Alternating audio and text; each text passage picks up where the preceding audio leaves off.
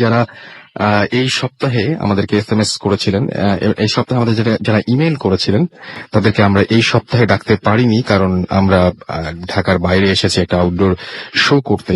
ইনশাআল্লাহ নেক্সট উইকে আপনারা আসবেন, এবং আমি বলছি যে আপনারা অনেক অনেক ভালো ভালো সব ঘটনা এবার পাঠিয়েছেন, এবং চমৎকার একটা এপিসোড আগামী সপ্তাহে আপনাদের উপহার দিতে পারবো সেই আশা রাখি।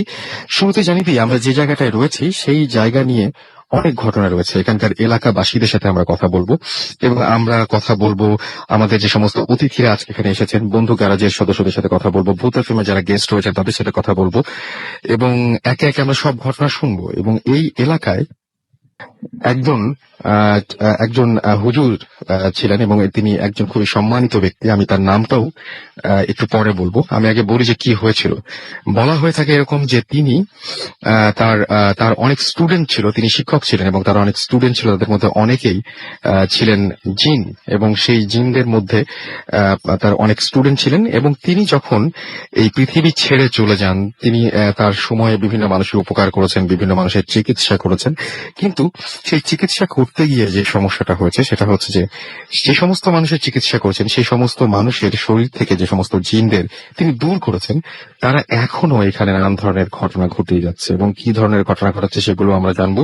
আমরা ঠিক একদম সেই জায়গাটাতেই বসে আছি, কিন্তু যার পাশে রয়েছে একটা মাজার, এবং এখানে তার পাশে রয়েছে মেঘনা নদী, এবং এই জায়গাটা এখনো পর্যন্ত মেঘনা নদীর কবলে কিন্তু নেই।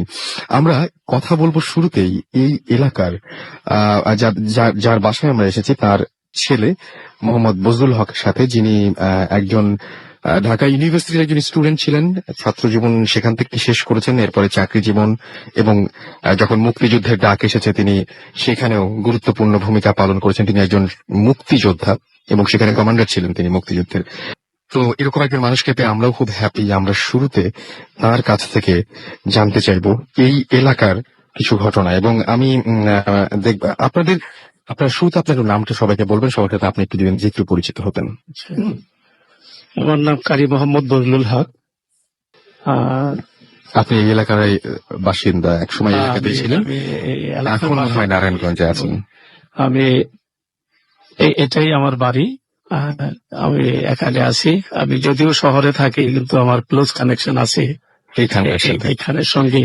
আচ্ছা, আমি এইখানে এসে দেখলাম যে এই এলাকাটাতে আপনি বলছেন যে আমরা যার নামে কথা বলছিলাম তিনি হচ্ছেন আলহাজ কারি মোহাম্মদ আলী হুসাইন।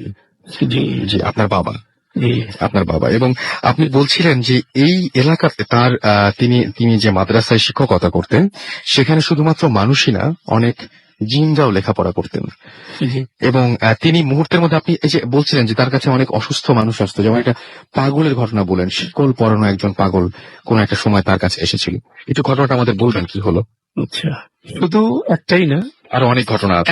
এখন এমনই হতো, মানে ওনার অবস্থাটা এমনই ছিল। উনি ঠিক সাধনার কারণে উনি মক্কা থেকে আসছিলেন, যদিও অরিজিনালি উনি এই বাংলাদেশের বংশোদ্ভূত। 3 বছর বয়সে উনি 3 বছর বয়সে চলে গেছিলেন এই দাদাজির সঙ্গে। সেখানে মক্কাতে গিয়ে মেসফালা ওনারা মানে বাড়িঘর করেছিলেন, সেখানে পড়াশোনা করছেন। সৌলতি একটা মাদ্রাসা, ওখানে পড়াশোনা করে এরপরে বাংলাদেশে যখন চলে আসলেন, হাজিদের সঙ্গে ওয়াদার কারণে উনি চলে আসছিলেন, স্বপ্ন দেখে এখানে চলে আসলেন। এবং ওনার অরিজিনাল বাড়ি ছিল যেখান থেকে তিনি 3 বছর বয়সে ওনার আব্বার সঙ্গে গিয়েছিলেন, সেই নারায়ণগঞ্জের প্রান্ত দেশ থেকে সৈয়দপুর থেকে চলে গেছিলেন। কিন্তু উনি ওখানে আর ব্যাক করেন নাই, ওই এলাকা তার ওঠেন নাই। সোনারগাঁয়ের এই এলাকার এখানে যেখানে আমরা বসে কথা বলছি কোরবানপুর দরবার, সেখানে উনি ব্যাক করলেন। কেন? ওয়াদা ছিল এখানে উঠবেন। উনি এতটুকুই আধ্যাত্মিকতা ওনার অর্জিত হয়েছিল, বা উনি এত কিছুই করেছেন যে ওনার অভিজ্ঞতায় উনি জিনেরা তার কথা শুনতেন। এইভাবে তিনি চিকিৎসাগুলো করতেন। উনি দেখা যেত যে একেবারেই বদ্ধ পাগল, 10 বছরের পাগল, সব জায়গা থেকে ব্যর্থ হয়ে ওনার কাছে নিয়ে আসছে। উনি বসে থেকে উনি সেই জিনটাকে তলব করতেন, কথা বলতে থাকতো। রুগী তখন কথা বলতে বলতে এমন এক সময় যেত, বোঝা যেত যে এইটা রুগী আর কথা বলছে না, এখন জিন কথা বলছে। তখন বলতে বলতে উনি জিনকে সামনে, আমি নিজে দেখেছি, কাঁসার যে মানে গ্লাস ছিল, কাঁসার গ্লাসের মধ্যে পানি রেখে উনি দম করে মানে ফুক দিয়ে ওখানে বসাই দিত যে বসো। এরপরে দেখা যেত যে মানে রোগী আসছে সে কখনো কোনো কোরআন তেলাওয়াত করতে পারেনি, কোরআন জানতো না, বসার সমানে কোরআন তেলাওয়াত করছে। এবং আরেকজন পাগল নিয়ে আসছে যে কোনোদিন কোনো সঙ্গীত বলতে কিছুই জানে না, গান জানে না, সমানে গান শুরু করেছে। এখন যখন এরকম হইতো তো উনি বসায় রেখা সেই জিনটাকে উনি ওখানে হাজির করতেন। এবং এগুলি ঘটছে আমাদের একেবারেই বরাবর, একদিন দুই দিন সাডেনলি কোনো ঘটনা নাই, একেবারে রেগুলার প্রায়ই ঘটতো এরকম। নিয়ে আসলে পরে উনি এখানে দেখছো তার কাছ থেকে জবান নিত, তার কাছে জবাব নিত, তুমি কতদিন ধরে এই করেছো? বল অতদিন। অতদিন ধরে তার সঙ্গে সঙ্গ দিছে। কখন কিভাবে তুমি করলে? বল সে একদিন আসছিল, যেমন এক আপনি নববধূ, হ্যাঁ, যেমন নববধূ, এইটা আমার বাড়িতেই করছে। নববধূ আমার বড় ভাবি, উনি মাত্র বিয়ে হয়েছে, সামান্য কয়েকদিন গেছে। উনি শেষ রাত্রে আজানের আগে গোসল করতে ঘাটলে আসছে, এই যে পাশের যে ঘাটলা, মেঘনা নদীর যে মেঘনা নদীর ঘাটলে উনি ঘাটে আসছে। হঠাৎ করে উনি চেষ্টা করলেন যে লাভ দিলেন যে আস্তে করে ঝুপ করে পানিতে পড়বেন, নতুন বউ লজ্জা নিয়ে এসে আসছে যেন মসজিদের লোকজন আসার আগে, আজানের আগে এসে গোসল করে আবার ফিরে যেতে পারে। এই অবস্থায় আসছে, উনি পানিতে নামবেন, হঠাৎ করে দেখলেন যে পানিতে নামতে গিয়ে উনি পানিতে নামলেন না, কে যেন ওনাকে ধরে ফেললো এবং ওনাকে আস্তে করে মানে হাওয়ায় ভাসিয়ে দিল। আপনি বলছেন যে একটা বাচ্চা সে মানুষকে যেভাবে নেয় এভাবে। হ্যাঁ, একটা বাচ্চাকে যেভাবে কোলে তুলে নেয়, এইভাবে দুইটা হাত তাকে মানে কোলে তুলে নিল একটা বাচ্চার মতন, তুলে নিয়ে হাওয়ায় ভেসে গেল। উনি অনেক চিৎকার করার চেষ্টা করলেন এবং উনি ডাকার চেষ্টা করলেন। উনি বুঝতেছেন যে উনি কোথায় যাচ্ছেন, ভেসে যাচ্ছেন। উনি মনে হলো স্বপ্নে মানুষ যেভাবে ভাসে, আমি ভেসে যাচ্ছি, দুটা হাত আর একটা বিরাট ফিগার সামনে দেখতে পাচ্ছেন যে উনি বুঝতে পারছেন যে সামথিং মানে অলৌকিক কিছু আর কি, সুপার ন্যাচারাল কিছু, যেহেতু উনি হুজুরের বাড়ির বউ, উনি এই গল্প এখানে এসে দেখছে, শুনছো, তো উনি সেটা ভাবতেছেন যে আমার কোথায় নিয়ে যাচ্ছে। তো আমাদের যে পাশে যে গোরস্থান, উত্তর দিকেই গোরস্থান, সে গোরস্থানের পাশেই বড় তেঁতুল গাছ একটা ছিল।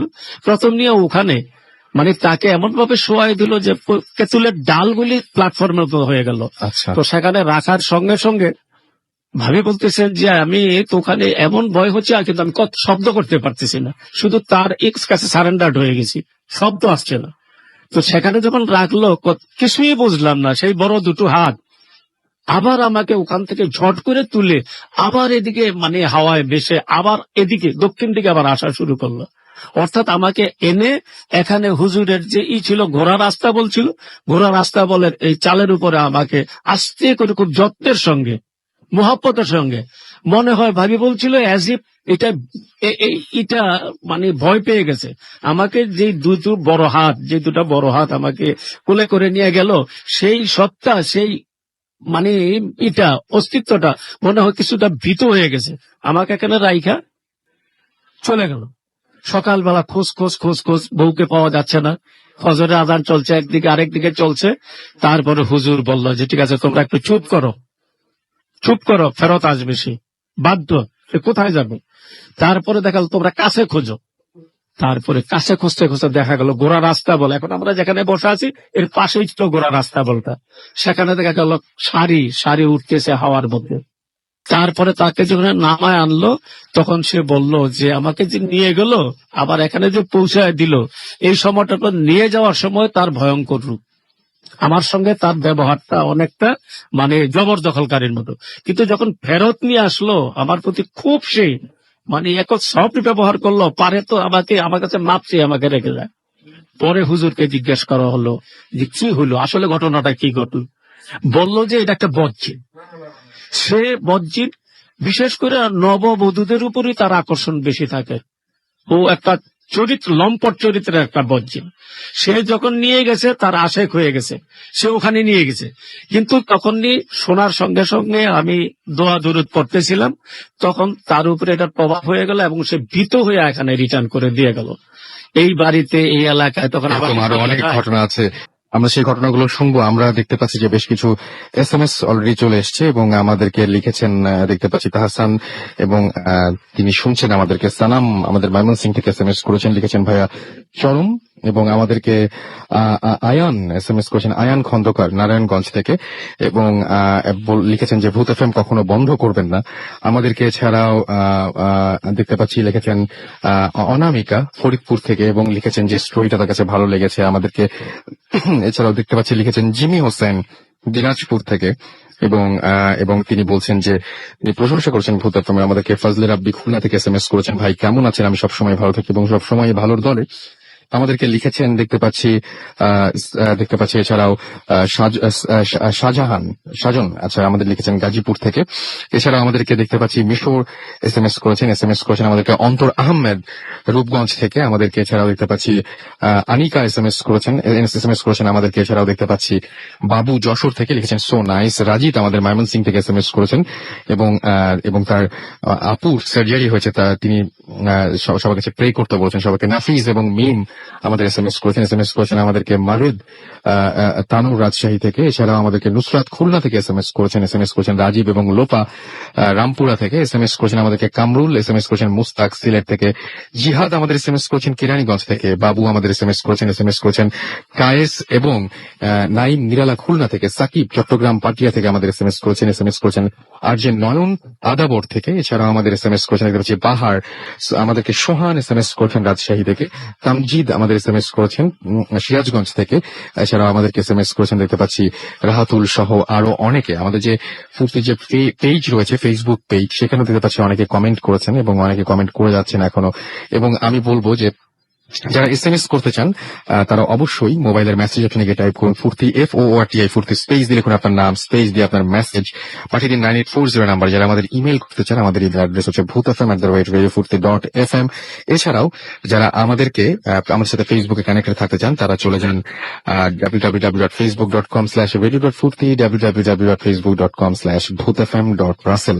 আমাদের এইখানে অনেকেই আছেন যারা হচ্ছে বন্ধু গ্যারাজের সদস্য এবং আমরা কয়েকদিন ধরেই বলছিলাম যে আমাদের কাছে ঘটনা পাঠান, বন্ধু গ্যারাজের ঘটনা পাঠান এবং সেখানে সাইন আপ করে ঘটনা পাঠিয়ে যারা সিলেক্টেড হয়েছেন তাদের সাথে আমরা একটু পরিচিত হব এবং তাদের সবার কথা আমরা পরে জানবো। আগে একটু পরিচিত হয়ে যাবো তাদের সাথে, যারা বন্ধু গ্যারাজ থেকে এসেছেন প্রত্যেকের সাথে আমরা একটু পরিচিত হই। আপনারা একে একে আপনাদের নাম বলবেন প্লিজ, আপনার নামটা একটু প্লিজ বলবেন। হ্যালো এভরিওয়ান, আমি হিমু, আমি এআরবিতে পড়তেছি আর আমি থাকি নিকেতনে। এখানে আসছি আমার এক্সপিরিয়েন্স শেয়ার করার জন্য। হোপফুলি আমি ভালোভাবে শেয়ার করতে পারবো। Thank you so much. আমরা পরের জনের কাছে যাই। হ্যালো এভরিওয়ান, আমি তানজিলা রওশন ঢাকা থেকে ইউল্যাবে পড়ছি। ওকে। হাই এভরিওয়ান, আমি তাহজিবা অ্যাঞ্জেলা জাহাঙ্গীরনগর ইউনিভার্সিটিতে বিবিএ ফার্স্ট ইয়ারে পড়ছি। আচ্ছা, তারপরে হ্যালো, আমি মোহাম্মদ ফজলে রাব্বি, আমি নওগাঁ থেকে এসেছি। আমি এখন গ্রামীণ ফোনে আছি। আপনি নওগাঁ থেকে এসেছেন? জি। ওকে, আচ্ছা। হাই গাইস, আমি অভি কুমার ভৌমিক, আমি পুরান ঢাকা থেকে এসেছি আর আমি এখন বর্তমানে চাকরি করছি। ওকে। হ্যালো লিসেনার্স, আমি মারুফ শুভ, মিরপুর থেকে এসেছি আর আমি আসন্নুল্লাহ ইউনিভার্সিটিতে পড়ছি। অনেক ধন্যবাদ আপনাদের সবাইকে। আমরা একে একে প্রত্যেকের কাছে আসবো এবং আমাদের স্পেশাল কিছু ঘটনা থাকছে, সেই বিষয়ে আমরা আরো পরে আসবো। আপাতত যেটা করতে হবে, আমাদেরকে ছোট ব্রেক নিতে হবে এবং ব্রেকের পরে আমরা আবারও ফিরে আসবো। সেই পর্যন্ত আশা করছি আমাদের সঙ্গেই থাকবেন। এবং ইন দ্য মিন টাইম আমরা বলি যে আমাদের ফেসবুকে যারা আছেন তারা দেখেন যে আমাদের আজকে যেখান থেকে শো করার কথা সেই জায়গা আমরা একটু বলে দিই। সেই জায়গায় ছবি অনেকে আপ করতে বলছেন, আমরা এই রাতের বেলায় ছবি কিভাবে আপ করবো বুঝতে পারছি না, বাট এই জায়গাটা আমরা বলে দিলাম, আপনারা এসে পরে খোঁজ খবর নিতে পারেন। কোরবানপুর সোনারগাঁ নারায়ণগঞ্জ এইখানে আমরা অবস্থান করছি এই মুহূর্তে এবং এখানে আমরা এসেছি আজকে ঢাকা থেকে। আমাদের পুরো টিম এখানে সারাদিনই ছিল। আমরা সন্ধ্যার সময় এসে আমরা এখানে সবকিছু সেট আপ করেছি এবং আমরা দেখতে পাচ্ছি যে এখানে অনেকে এসএমএস করছেন। আমাদের দেখতে পাচ্ছি তাসনুবা তারান্নুম লিখেছেন শুভ কামনা রইল এবং মাশফিকুল ইসলাম মতিন কিন্তু ফেসবুক থেকে পড়ছি লিখেছেন ভূত এফএম আজকে ফ্যান্টাস্টিক হবে সেরকম একটা জিনিস আশা করেছেন, আমাদের জন্য তিনি শুভ কামনা করেছেন। আমি দেখতে পাচ্ছি যে রেডিও ফুর্তির ফ্যান পেজে আরো লিখছেন অনেকেই এবং লিখেছেন যে আজকে লিখেছেন যে অনেকে লিখেছেন যে আই লাভ ভূত এফএম, এটা লিখেছেন দুলাল আহমেদ আপন। এছাড়াও আমাদেরকে লিখেছেন যে আজকে অনেক মজা হবে এরকম আশা করছেন কামরুল হাসান। এছাড়া আমাদের এখানে দেখতে পাচ্ছি আরো অনেকে, সুলতানা জাহান লিখেছেন আই লাভ ভূত এফএম আমাদেরকে। এছাড়াও দেখতে পাচ্ছি BM অলি আহমেদ লিখেছেন যে আচ্ছা আমাদেরকে। এছাড়াও F রহমান লিখেছেন আই এম রেডি। তো যাই হোক, আমরা যে এলাকার কথা বলছিলাম সেই এলাকা নিয়ে আমরা আরো কথা শুনবো এবং এই এলাকায় একটা অদ্ভুত ব্যাপার যে এখানে আপনারা কিছুদিন আগে আমরা যে ঘটনা পরপরই শুনবো, আপনারা কিছুক্ষণ পরে শুনবেন যে এই এলাকায় মেঘনা নদী যেটা আছে সেই নদীর কিন্তু ভাঙন হয়েছিল, কিন্তু আমরা এই মুহূর্তে যে জায়গায় অবস্থান করছি সেই জায়গা পর্যন্ত এসে ভাঙনটা থেমে যায়। কেন সেই ভাঙনটা থেমে যায় সেই বিষয়ে কথা শুনবো এবং এইখানে যে সমস্ত দুষ্ট জিনেরা আছে তারা কি ধরনের উপদ্রব করে সেই ধরনের কথা আমরা শুনবো, এবং আমাদেরকে এখানে ঢোকার সময় বিভিন্নভাবে সাবধান করে দেওয়া হয়েছিল যে মানে আমাদের এইখানে বন্ধু গ্যারেজের দুজন সদস্য রয়েছেন যারা এই সমস্ত বিষয়ে কথা বলবেন, তারা কি কি জিনিস এক্সপিরিয়েন্স করেন। আপাতত আমরা একটা ব্রেক নিয়ে আসি এবং ব্রেকের পরে আবারও ফিরে আসছি। সেই পর্যন্ত আমাদের সঙ্গেই থাকুন। স্টে টিউনড টু রেডিও ফুর্তি এন্ড ডোন্ট স্টপ দ্য ফুর্তি। Fam, the night comes alive with coming songs.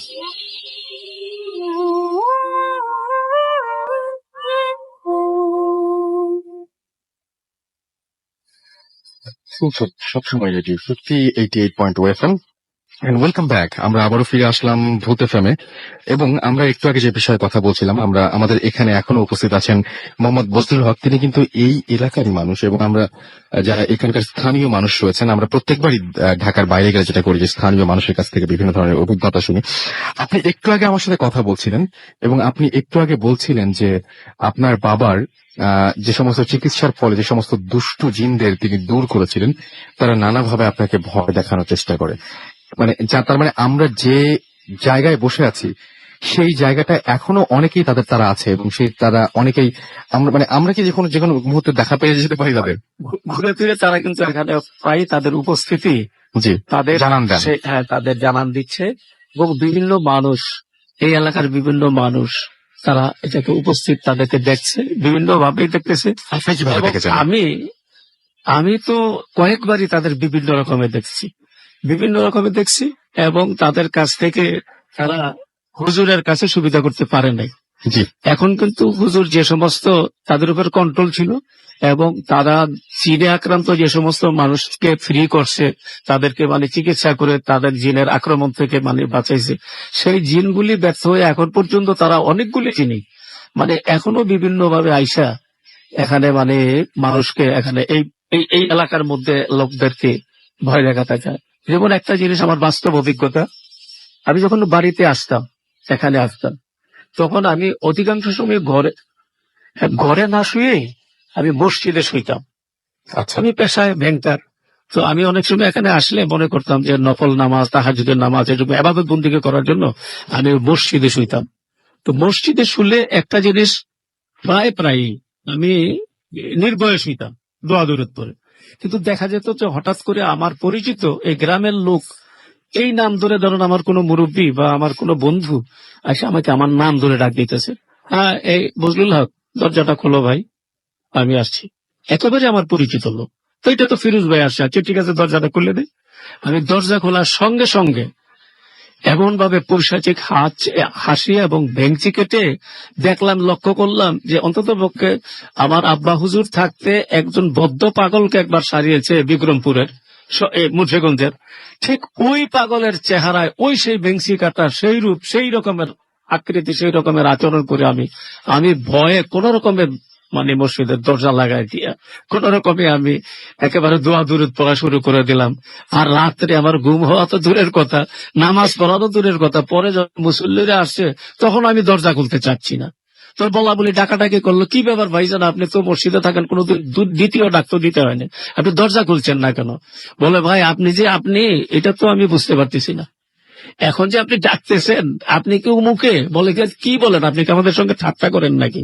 আমি বলে না ভাই, আরেকজন আমি কিন্তু এখন আমাকে ডাক দেখেছে একটু আগে, মিনিট 10 আগে ডাক। শুধু আপনি না, আরেকজন বলছেন যে আপনি বলছিলেন যে ঘোড়া থেকে না, হ্যাঁ, এটা হলো ওই হুজুরের, উনি ঘোড়ার ছিলেন, রাখাল ছিলেন, ঘোড়াটা পালতো, 2টা ঘোড়া ছিল, ঘোড়া পালতো আমাদের গ্রামেরই, এখন উনি নাই, মরহুম সলিমউদ্দিন ব্যাপারী, সে পরে ব্যাপারী হয়েছে, পরে বড় হয়েছে, হুজুরের ঘোড়া পালতো। একদিন দেখলো যে হুজুর তো দাওয়াতে চলে গেছে, বেড়াতে চলে গেছে, হুজুর গেছে, তো রাত্রে করে আবার সেই ঘোড়া আসছে, তো ঘোড়া আসছে পরে উনি দেখলো যে হুজুর যেন উনাকে ডাকতেছে, হুজুরের কণ্ঠে একেবারে হুবহু হুজুরের কণ্ঠে ওনাকে ডাকতেছে। উনি রাত্রে মনে করলো হুজুর তো সকালে আসার কথা, তো রাত্র 12টায় হুজুর চলে আসলো কেন? হইতে পারে হয়তো মাহফিল তাড়াতাড়ি করে চলে আসছে, উনি দৌড়ে, পাশের বাড়ি তো, উনি দৌড়ে আসছে, দেখে যে ঠিকই তো হুজুর ঘোড়ায় চলে আসছে, পিছনে ছাত্ররা নাই, তো মনে করলো যে কত ছাত্ররা পিছনে পড়ে আছে, হুজুর একটু আগে আসছে, আইসা ঘোড়ার লাগাম ধরে হুজুরকে নামাবে হাত বাড়িয়ে দিয়েছে, আর এমনিতেই এমন শক্তভাবে তার হাতটাকে ধরেছে। পরে চিন্তা করলো যে এটা তো হুজুর না, তাকিয়ে দেখে বিশাল মূর্তি এবং ঘোড়াও ঘোড়া না, ভয় পেয়ে সেই যে চিৎকার দিয়ে ফিট হয়ে গেল, এবং সেই ফিটের পরে মসজিদের ওই আজান দেওয়ার লোকজন আইসা তাকে আবার সেই ফিটের তেলে ওই সময়ে, আর ছাত্ররা মাদ্রাসা থেকে আবাসিক মাদ্রাসা ছিল, জায়গায় গিয়া তারে গিয়া এই অবস্থার মধ্যে এই মানে মূর্ছা যাওয়ার লোকটাকে আবার জাগায় দিল। কি হয়েছিল তোমার? সে তখন এটা বর্ণনা করলো। দেখলাম আসলে পরে দেখা গেল ঠিকই হুজুর রাত্রে তো আসে নাই, হুজুর আসছে পরের দিন। অনেক ধন্যবাদ আপনাকে। আমরা আবারও আপনার কাছে ফিরে আসবো। এর মাঝখানে আমরা একটু বলে রাখি যে আমরা যে জায়গাটায় আছি, আমি একটা ঘটনা যেটা এই মাত্র বললেন তিনি, সেটা হচ্ছে যে যখন আমাদের এখানে আমরা যেখানে বসে আছি যার বাসায়, সেই কারি মোহাম্মদ আলী হুসাইন তিনি যখন জীবিত অবস্থায় ছিলেন তখনকার সময়ের ঘটনা, এবং তিনি যখন যখন মৃত্যুবরণ করেন তারপরের যে ঘটনাটা সেটা কিন্তু আমরা তার আগের ঘটনাটা শুনলাম। অর্থাৎ তিনি এখন এই বাসার সংলগ্নই, আমরা যেখানে বসে আছি সেই সংলগ্নই একটা মসজিদ রয়েছে, এবং আমি একদম মানে নদীর কুল ঘেঁষেই এই মসজিদটা এবং এই বাসাটা, এবং সেই মসজিদেই উনি বললেন যেটা ওনাদের পারিবারিক মসজিদ, এবং এই মসজিদেই তিনি এই ধরনের ঘটনা কিন্তু প্রত্যক্ষ করেছেন। আমাদের সাথে আরো কিছু অতিথি রয়েছেন, আমরা তাদের সাথে কাছে এখন ঘটনা শুনবো, এবং আমরা একই ধরনের ঘটনা কিন্তু মানে বিভিন্ন জনের কাছে শুনি, এবং এই যে ঘটনাগুলো আপনারা শুনছেন সেই ঘটনাগুলো হয়তো আপনাদের পরিবারের সদস্য বা আপনাদের কাছের মানুষের কাছেও এই ধরনের ঘটনা শুনেছেন, যে ধরনের এই একই ধরনের ঘটনা হয়তো আপনাদের এলাকায় ঘটেছে। কিন্তু আমরা এখন যে জায়গাটায় রয়েছি সেই জায়গাটায় আমরা কোনোভাবেই অ্যাভয়েড করতে পারছি না, কারণ আমরা যে জায়গায় বসে আছি সেই জায়গায় এই বাসাতে এই মানে যাদের এখানে ঘটনা ঘটে আমরা সেইখানে বসে আছি, এবং যিনি ঘটনা প্রত্যক্ষ করেছেন সরাসরি তার মুখ থেকে শুনছি। এবং এটা এরকম কিছু না যে আমার অমকের সাথে ঘটেছে সেই ঘটনাটা বলছি, বা আমার তমকের সাথে ঘটেছে সেই ঘটনাটা বলছি। যিনি নিজে প্রত্যক্ষ করেছেন, ছোটবেলা থেকে বেড়ে উঠেছেন এই জায়গায়, আমরা সেই জায়গায় বসে আছি এবং সেই জায়গা থেকে লাইভ করছি। মজাটা এখানেই যে এবং আমাদের হয়তো কিছু সমস্যা হচ্ছে, আমাদের কিছু ফ্লস থাকবে, বাট আমরা যে করতে পারছি এটা আমাদের অনেক অনেক অনেক বড় একটা আনন্দের ব্যাপার, এবং আমাদের সমস্ত কষ্ট সার্থক হবে যখন আমরা বুঝতে পারবো যে আমরা আপনাদের আনন্দ দিতে পেরেছি। আমাদের বন্ধু গ্যারাজের যারা ঘটনা নিয়ে আসছেন তাদের মধ্যে থেকে আমি শুরুতে একটু মারুফ শুভকে ডাকবো, এবং তিনি এর আগে ভূত এফএম এসেছিলেন এবং তার পরবর্তীতে তিনি আবারও তিনি বন্ধু গ্যারাজের ঘটনা পাঠান, এবং সেইখান থেকে তিনি সিলেক্টেড হন। আজকে দেখে আমি তাকে চিনতে পেরেছিলাম, এবং তিনি তার ঘটনা বলবেন। আপনার যে ঘটনাটা, এই ঘটনাটা কোথাকার ঘটনা আরেকবার বলতে হবে একটু প্লিজ। এই ঘটনাটা কক্সবাজারে ঘটেছিল। শুনি আপনার ঘটনাটা। এই ঘটনাটা আমার কাজিন আকবর রাব্বির কাছ থেকে আমি শুনেছি। এই ঘটনাটা বেসিক্যালি তার ফ্রেন্ড আর তার ওয়াইফের সাথে ঘটে যায়। তারা 2008 সালে বিয়ের পর তারা হানিমুনে যায় কক্সবাজারে। ফার্স্টের দিন তারা কক্সবাজার বিচের মধ্যে টাইম স্পেন্ড করে। সেকেন্ড ডেতে তারা হিমছড়ি এবং ইনানি বিচে যেতে চায় একটা সিএনজি ভাড়া করে। তারপর তারা হিমছড়ি পাহাড়ে ওঠে। হিমছড়িটা অনেক ঘোরাঘুরি করে তারা পাহাড়ে উঠে তার ওয়াইফ একটা 7 থেকে 8 বছর একটা বাচ্চা ছেলেকে দেখতে পায়।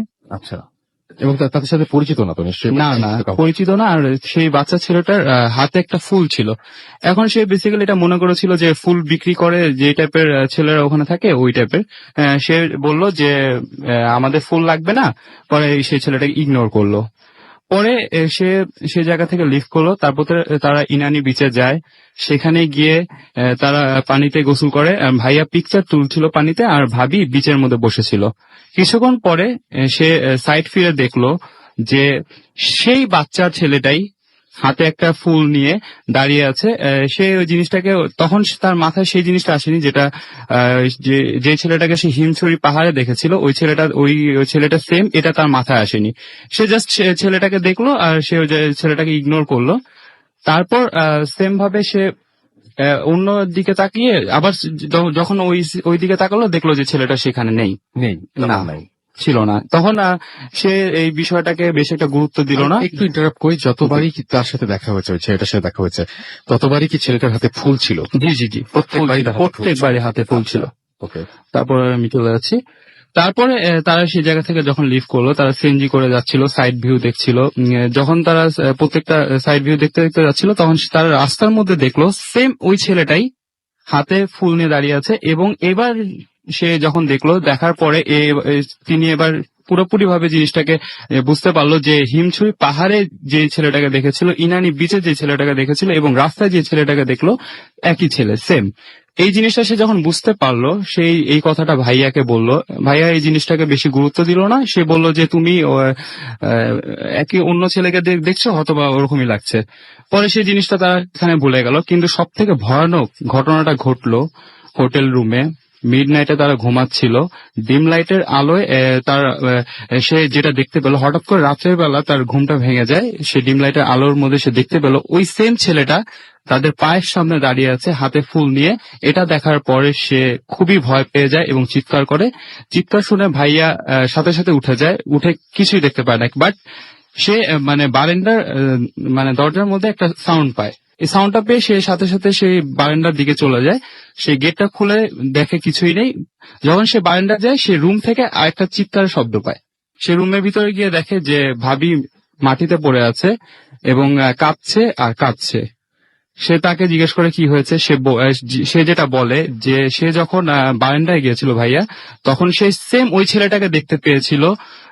আর ওই ছেলেটা মানে তখন একটু রাগান্বিত চেহারাদের মধ্যে ছিল, আর ছেলেটার চুলগুলো বড় ছিল। তারপর তাকে হাতটা ধরে, যখন তার হাতটা ধরে তখন সে তাকে দেখতে পাচ্ছিল না, তাকে হাতটা ধরে বেড থেকে নিচে ফেলে দেয়। যখন তার হাতটা ধরে তখন তার মানে মনে হলো যে ঠান্ডা কিছু একটা জিনিস তার হাত ধরে তাকে নিচে ফেলে দিল। পরে ভাইয়া যখন এইসব ঘটনাগুলো শুনলো, তখন সে বললো সামথিং ইজ ভেরি রং। তারপর তাকে ঠান্ডা করার জন্য বললো এটা আসলে কিছুই না, এই জিনিসটা তুমি ভুল হয়তোবা ইয়ে করেছো। পরে তারা ফ্রেশ হয়ে আবার ঘুমিয়ে গেল। যখন ঘুমাচ্ছে তখন সে ফিল করলো যে ভাবির গায়ে অনেক জ্বর চলে এসেছিল, 103-এর উপর তখন জ্বর ছিল। পরের দিন সকালবেলা লোকাল একটা ডক্টরকে আনা হলো। সে ডক্টরটা তাকে মেডিসিন দিল, বাট তার জ্বর কমছিল না। তারপরে তারা ওই দিন রাতের বেলায় ঢাকার উদ্দেশ্যে ব্যাক করলো। ঢাকা আসার পরও ভাবির জ্বর কমছিল না, 101 থেকে 103-এর মধ্যে জ্বরটা ছিল। তারপর একটা হুজুরকে আনা হলো। হুজুর তাকে দোয়া তাবিজ করে তাকে একটা তাবিজ দেয়। আর তাবিজ দেওয়ার পরে তার হাজবেন্ডকে বলে যে কোনো সমস্যা হবে না, তাকে কোনো ক্ষতি করতে পারবে না। তারপর যখন কোনো ক্ষতি করতে পারবে না, তারপর সেই জিনিসটা, তারপর সে হুজুরটা চলে যাওয়ার আগে তাকে জিজ্ঞেস করলো যে আমার ভাই তাকে হুজুরকে জিজ্ঞেস করেছিল যে আসলে প্রবলেমটা কি। তখন তাকে বললো যে একটা জিন ওনার ওয়াইফকে নজর দিয়েছে এবং সে এটা পুরোপুরি ভাবে চলে যাবে না, এর কিছুদিন সময় লাগবে।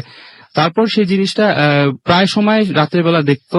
সে কি এখনো দেখছে সেটা? না, সে তারপর ওই তাবিজটা পাওয়ার পরে সে জিনিসটাকে আর দেখতো না, সে ফিল করতো আর স্বপ্নে দেখতো, এটা মানে সরাসরি আর দেখতো না। তারপর থেকে স্বপ্নে দেখা? হ্যাঁ, জি জি। তো আমি এটাই বলছিলাম আর কি, যে আপনি মনে করেন যে কোনো একটা জায়গায়, আপনাকে অনেক ধন্যবাদ মারুফ, এবং আমি খুবই অদ্ভুত ব্যাপার যে আপনি কোথাও ঘুরতে গেলেন এবং দৃশ্যটা চিন্তা করেন যে একটা অপরিচিত ছেলে, এবং সেই ছেলেটা যদি আপনাকে ফুল দেখেন এবং সেই ছেলেটা যদি সবসময় আপনাকে ফলো করতে থাকে, এবং পরে যদি আপনি জানতে পারেন সেটা জিন, এবং তাবিজ পাবার পরে বা একটা চিকিৎসার একটা মুহূর্ত পর্যন্ত যদি আপনি দেখেন যে তাকে স্বপ্নে দেখতে শুরু করেছেন, ব্যাপারটা কিন্তু যথেষ্ট ভয়ঙ্কর হওয়ার কথা, তাই না? মানে একটা ছেলে যে ছেলেটাকে আপনি সব জায়গায় দেখতে পাচ্ছেন এবং সেই ছেলেটার সাথে কোনো পরিচয় ছিল না, তার সাথে আপনার কোনো ইন্টারাকশন নাই, বাট হঠাৎ করেই সে আপনাকে ফলো করা শুরু করলো। এটা এবং দিন হঠাৎ করে মানে এটা কতটুকু উপলব্ধি করতে পারছেন আমি বুঝতে পারছি, বাট আমি জানি না। তারপর আমি বলছি যে আপনি চিন্তা করুন যে কোন একটা ছেলেকে হয়তো আপনি কোন এক জায়গায় দেখেছেন, এরকম একটা ছেলেকে, হয়তো পথ শিশু বা কিছু একটা, এবং তাকে আপনি যদি হঠাৎ করে আপনার নিজের ঘরে ঘুম ভেঙে আবিষ্কার করেন, যথেষ্ট রকমের ভয় লাগার কিন্তু কারণ রয়েছে। আমরা আরেকটা বিরতিতে যাবো, তবে তার আগে কিছু SMS পড়বো। এবং আমাদেরকে দেখতে পাচ্ছি লিখেছেন রিয়াদ এবং পিয়াল, লিখেছেন যে আমি রিয়াদ এবং তার ওয়াইফ পিয়াল, তারা সবাই ভূত FM শুনছেন আজকে আমাদেরকে। এছাড়াও দেখতে পাচ্ছি আরামবাগ থেকে নামটা পরে লিখেছেন, সুতরাং SMS-টা পড়তে পারলাম না। আমাদেরকে ভুঁইয়া লাবিব SMS করেছেন এবং তিনি বলছেন যে ভূত FM-এর জন্য তিনি সারা উইক অপেক্ষা করেন। সৈকত আমাদের SMS করেছেন নেত্রকোনা থেকে। এছাড়া আমাদেরকে দেখতে পাচ্ছি বায়াজিদ SMS করেছেন জামালপুর থেকে, এবং তিনি বলছেন যে ভয় লাগে তবুও ভূত FM শুনি। আমাদেরকে সাজিদ লিখেছেন যে নারায়ণগঞ্জ থেকে, এবং আমাদেরকে SMS করেছেন দেখতে পাচ্ছি কবি ফারুক খান আমাদের এসএমএস করেছেন বড়াইগ্রাম থেকে। রাতুল আমাদের দরগাপাড়া রাজশাহী থেকে এসএমএস করেছেন এবং 2 ফেব্রুয়ারি থেকে তার এসএসসি এক্সাম। তারপর তিনি প্রথম শুনছেন এখন সবচেয়ে বেশি জরুরি যদি আপনার পড়াশোনা করা, সেটাই সাজেশন থাকবে আমাদেরকে শামীম এবং তামান্না চট্টগ্রাম থেকে এসএমএস করেছেন, লিখেছেন যে দারুণ হচ্ছে আমাদেরকে। এছাড়াও আরিয়ান এসএমএস করেছেন নরসিংদী থেকে এবং আজকের ভূত এফএম এর স্টার্টিংটা তিনি শোনেন নাই। আমাদেরকে মিথিলা যাত্রাবাড়ি থেকে এসএমএস, আপনি ফেসবুকে যে লিঙ্ক টিঙ্ক সবকিছু দেখে নিতে পারেন, কিন্তু আমাদেরকে মিথিলা যাত্রাবাড়ি থেকে এসএমএস করেছেন, এই মাত্র তিনি জয়েন করলেন। আমাদেরকে এছাড়াও রিয়াদ ময়মনসিং থেকে এসএমএস করেছেন, সৌরভ আলম আমাদের এসএমএস করেছেন হাসনাবাদ থেকে, আপন সাহা ময়মনসিং থেকে আমাদের এসএমএস করেছেন। আমাদেরকে অনেক নাবিল বনশ্রী থেকে এসএমএস করেছেন, আমাদেরকে এছাড়াও আকাশ এবং সাদিয়া মিরপুর 2 থেকে এসএমএস করেছেন। লাস্ট স্টোরিটা তার কাছে অনেক ভালো লেগেছে। শুভ আমাদের এসএমএস করেছেন আমাদেরকে। এছাড়াও দেখতে পাচ্ছি খুলনা থেকে আনোয়ার এবং তার ওয়াইফ আফরিন, তারা দুইজন প্রতি রেগুলার আমাদের এসএমএস করেন, থ্যাঙ্কস। আমাদেরকে প্রীতম আজিমপুর থেকে এসএমএস করেছেন, তিনি ফ্রেন্ডের বাবার সার্জারি হয়েছে এবং তার জন্য দোয়া চেয়েছেন, অবশ্যই দোয়া করি আমরা। আমির শাহিন আমাদের এসএমএস করেছেন আমাদেরকে দেখতে পাচ্ছি আরো অনেকেই। আমাদের এখানে ফেসবুকে যারা আমাদের সাথে কানেক্টেড রয়েছেন তাদেরকে বলছেন যে তাদেরকে অনেকেই আমাদের সাথে এই মুহূর্তে আছেন এবং আমি দেখতে পাচ্ছি যে আমাদেরকে অনেকেই বলছেন যে তিনি অনেকেই ভূত এফএম শুনছেন এই মুহূর্তে, 2 উইক পর ভূত এফএম শুনছেন এবং লাইভ। তিনি লাইভ মানে আপনি হয়তো বুঝতে চেয়েছেন যেটা আউটডোর শো, এবং তিনি বলছেন আই এম সো লাকি। না, আমরা লাকি যে আমরা আপনাদেরকে দিতে পারছি এরকম একটা প্রোগ্রাম, এরকম একটা জায়গা থেকে। জুথি আমাদের এসএমএস করেছেন এবং জুথি এসএমএস করেনি, ফেসবুকে লিখছেন। এবং অবশ্যই আমাদের টেকনিক্যাল টিম যারা রয়েছেন, বিশেষ করে এখানে মানে মাসুম ভাই তো পরিশ্রম করছেন, আমাদের সাথে শাহিন ভাই রয়েছেন, প্রত্যেকে পরিশ্রম করেছেন, অমানবিক পরিশ্রম করেছেন। এবং যারা ঢাকা থেকে এসছেন তারা প্রত্যেকেই আমরা যে গাড়িতে করে এসেছি, যারা আমাদের এখানে নিয়ে এসছেন তাদেরকে অনেক ধন্যবাদ দেওয়ার আছে আমাদের আসলে। আরিফুল ইসলাম আমাদের এসএমএস করেছেন, লিখেছেন ভালো লাগছে আমাদেরকে। এছাড়াও দেখতে পাচ্ছি নাদিম শাহ হাসান এসএমএস করেছেন এবং স্টোরিগুলো জাস্ট অসম এখানে লিখেছেন, এসএমএস না ফেসবুকে লিখছেন তারা আমাদেরকে। এছাড়াও দেখতে পাচ্ছি এখানে লিখেছেন যে আমাদেরকে আবির লিখেছেন যে আই লাভ ভূত এফএম। আমাদেরকে এখানে ফেসবুক নেম সাকিব আল হাসান ওকে আমাদের লিখেছেন যে তিনি তার কাছে অবশ্যই এত বেশি ভালো ইন্টারেস্টিং মনে হয়নি ঘটনা। জাহিদ হাসান আমাদের লিখছেন নাইস আমাদেরকে। এছাড়াও দেখতে পাচ্ছি আরো অনেকে এখানে কিন্তু একটু ভয় পাচ্ছি লিখেছেন সালমান খান, অনিক খান আমাদের এসএমএস, অনিক হাসান আমাদের এসএমএস করেছেন এবং ভূত এফএম এর তিনি প্রশংসা করেছেন। ঢাকা থেকে এসএমএস করেছেন তিনি। রেজওয়ান আফরিন আমাদের এসএমএস করেছেন, ভূত এফএম রক্স লিখেছেন আমাদেরকে। এছাড়াও দেখতে পাচ্ছি আমাদেরকে আরো অনেকেই অসম লাগছে ভাইয়া লিখছেন, কৌশিক আহমেদ, শোভন সহ আরো অনেকে। যদি এসএমএস করতে চান মোবাইলের মেসেজ আপনি গিয়ে টাইপ করুন ফুর্তি FORTI স্পেস দিয়ে লিখুন আপনার নাম, স্পেস দিয়ে আপনার মেসেজ পাঠিয়ে দিন 9840 নাম্বারে।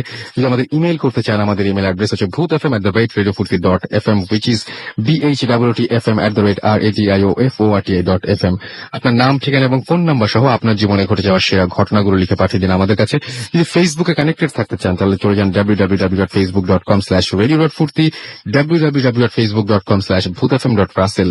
আরো একটা ছোট বিরতিতে যাবো এবং বিরতির পরে আবারও ফিরে আসবো। সেই মুহূর্ত পর্যন্ত আশা করছি আমাদের সঙ্গেই থাকবেন এবং আজকে যে ঘটনাগুলো, বাকি যে ঘটনাগুলো রয়েছে সেই ঘটনাগুলো দারুণ সব ঘটনা। অনেকে আমি যখন দেখতে পাচ্ছি অনেকে আমাদের এখানে উপস্থিত রয়েছেন, 6, 4, 10 অনেকে প্রায় আমরা মানে আর এলাকার যারা আছেন তাদের মধ্যে অনেকে এখনো ঘটনা শেয়ারই করেনি, তারাও একটা করে ঘটনা শেয়ার করবেন।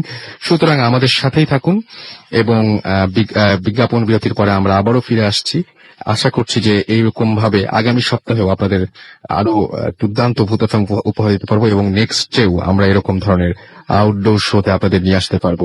আরো একবার জানিয়ে রাখি, আমরা যে জায়গায় রয়েছি সেই জায়গাটির নাম কোরবানপুর, সোনারগাঁ, নারায়ণগঞ্জ। আমরা এইখানে অবস্থান করছি একদম মেঘনা নদীর পাড় ঘেঁষে একটা জায়গায় এবং এর একটা আমরা যেখানে রয়েছি সেখানে যে জায়গায় বসে এই শোটা করছি তার একটা পাশে মাজার, একটা পাশে মসজিদ এবং এক পাশে নদী। আমরা সেই জায়গায় রয়েছি এবং আমরা এখন একটা ছোট বিজ্ঞাপন বিরতি যাচ্ছি। বিরতির পরে আবারও ফিরে আসছি, সঙ্গেই থাকুন। স্টে টিউনড রেডিও ফুর্তি এন্ড ডোন্ট স্টপ দ্য ফুর্তি। Bhoot FM. The night comes alive with drumming force.